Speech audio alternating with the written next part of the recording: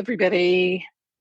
I'm back. It's Diane Brandon Moody, and this is Fiftysomething Love, the podcast that is dedicated to people, mostly women over 50, especially those of you who are looking to date and find the one for you. If you're confused, you're in the right place. If you're aggravated, you're in the right place. If you're downright pissed off, you're in the right place. I was all of those things. Let me tell you, a bigger Karen did not exist than myself when I was online dating in my 50s. I was thoroughly pissed off. All of a sudden, I had this mental download. Did it come from God, spirit, my higher self? I don't know where it came from, but it was in 2017 as I was ending the year. And suddenly I saw everything that I needed to change in order to find my person. And 3 months later, I did.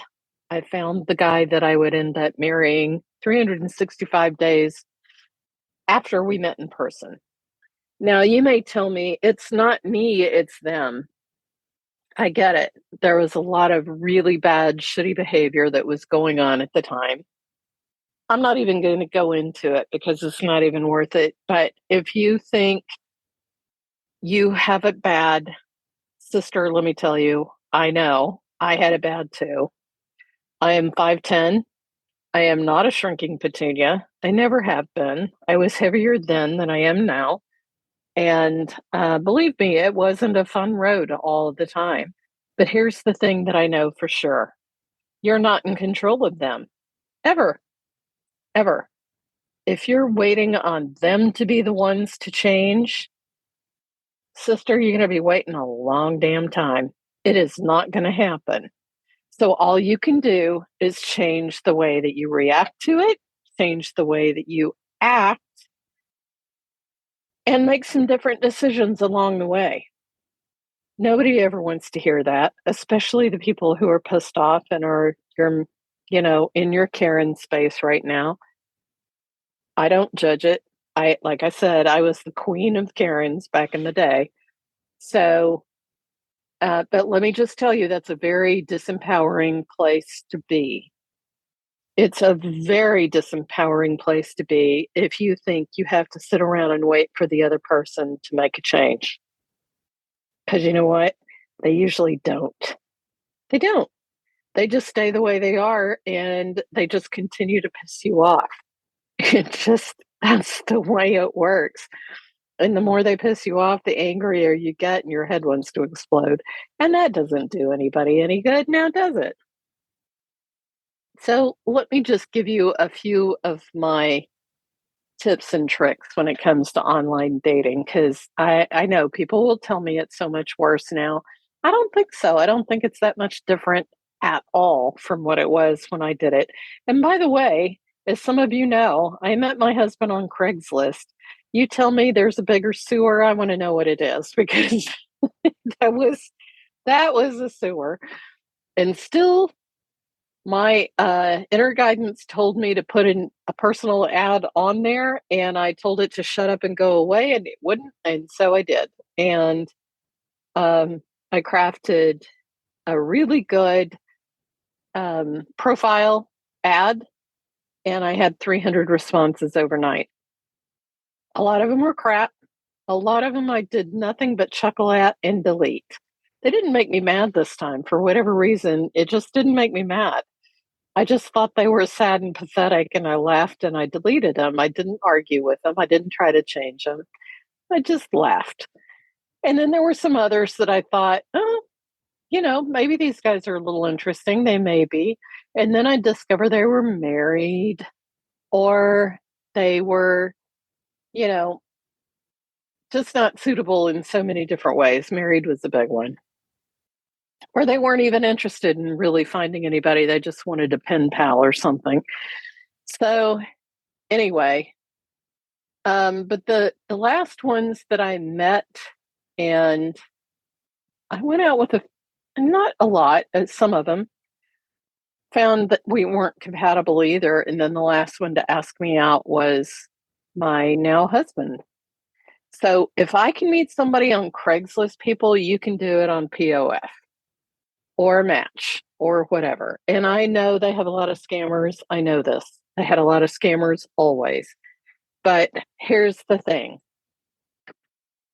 I was having this conversation with a potential client recently.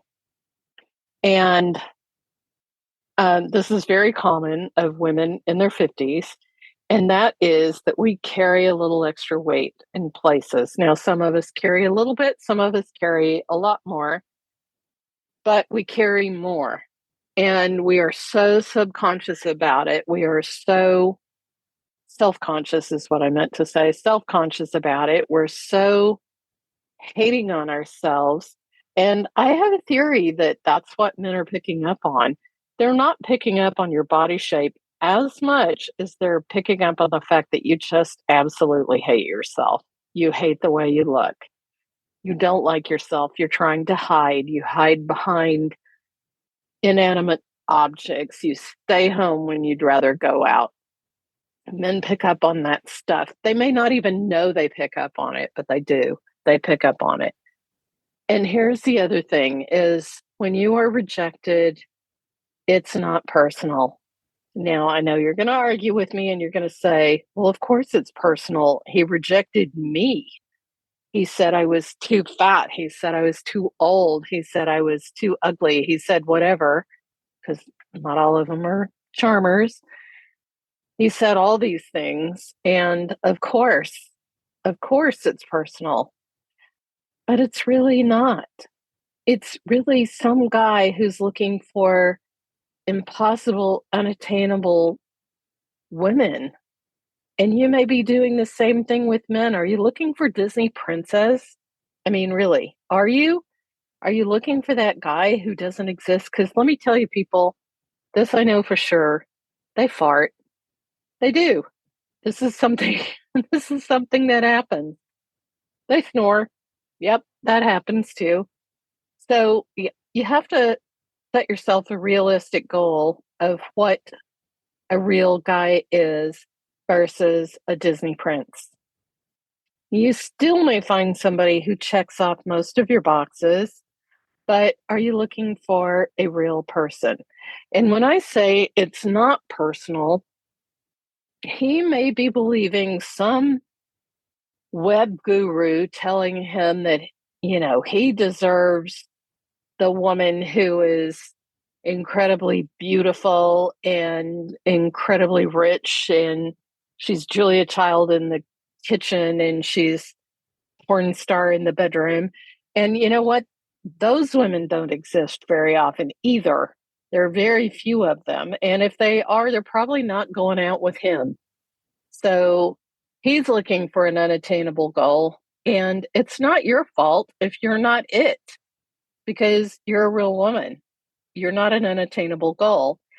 It may hurt at first, but it doesn't have to keep hurting, because the more you tell yourself, we are simply not a match, it's time for me to move on, you will be doing so much better if you do that. And this was the experience I had all the way through that Craigslist thing. Was we just look up and chuckle when somebody told me I was just too tall. Like, I don't know, 5'10" is not 6'5". I mean, I'm tall, but I'm not, that tall. Well, I guess I am if you're a lot shorter. So, my height is not something I picked, nor do I hate, nor do I love. It's just a neutral thing. It's just who I am. And if he doesn't like it, well, that's okay. He can move on. It's fine. I don't need him to like me. So keep that in mind, that what feels like rejection usually really isn't rejection. It's really somebody with an unattainable goal who's looking for something that he's not going to find. And you're not going to entertain that. You're not going to waste your time with that idea. So that's my thought for the day, that I think to not personalize some of these rejections or these insults. As I have said before, I'm in this very large Facebook group of over 80,000 bitter singles. And one lady told the story that the guy she was with was mansplaining something to her about her plumbing, like her actual bathroom plumbing. And within 3 minutes, she got up and left and walked out the door. And she asked if she was overreacting. And I said, yes, you're overreacting. That was rude. And it was obnoxious. You don't have to like him. You don't have to go out with him again. But come on. And then she said, and his elbows were on the table. Like, oh, dear God, call the cops. His elbows are on the table. Now, I'm not saying she had to like him and she had to go out with him again. Not at all. If she doesn't like him, she doesn't have to do that. But to have that kind of reaction over this, please get over yourself. You're not that important in the entire history of the world.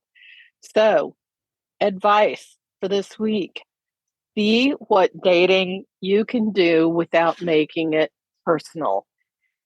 If you don't want to be online, then for God's sakes, don't be online. Get off of it. Go to my website, dianebrandonmoody.com/50, the number 50 dash places.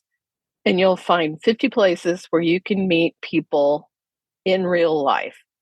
So do that. If you would rather take a break from online dating, don't just get hooked on the online dating part. There's a lot of dopamine that gets in the way with likes and dislikes and a nice guy saying this to you or that to you. Don't get caught up in that. It's ridiculous.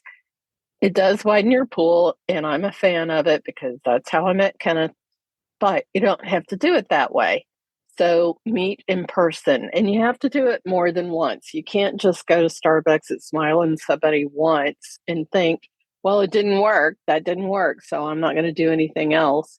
That's nonsense. You need to put yourself out there unless you want to date the pizza delivery guy. Okay. We can do that. We're big girls. We can do that. So that's the end of my diatribe for tonight.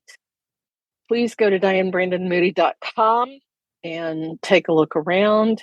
If you would like that 50 places, it's there, /50 hyphen places. And I want to hear from you. I want to hear if you're doing it. Are you doing it? Are you actually getting out of the house and doing something? So info@dianebrandonmoody.com, send me a message. And would love to chat anytime. You want to send me a comment? I'm happy to have it. So, hey, everybody, go drink some champagne for no reason at all. And let's call it a day. Hasta la vista.